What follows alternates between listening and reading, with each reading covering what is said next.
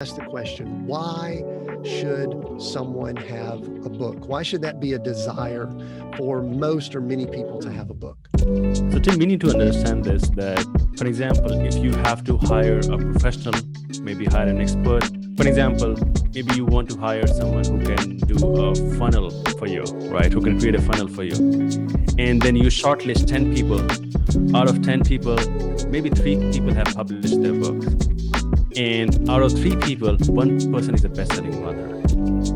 Then our logical mind is going to be inclined towards that person who is the best-selling author around the topic of like how to create proven marketing funnels to get maybe 2 times or 10 times revenue, whatever it is. So the thing is that like Brian Tracy has said several years ago, that if you want to have authority on your topic, then you have to become an author, because in authority, the first few letters, like it makes up with author. So that's why like you have to understand that in business world, if you have to distinguish yourself from the competition or other people in your target industry, then you have to do something different.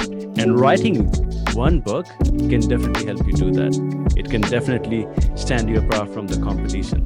It can establish yourself as an authority because now you're an author.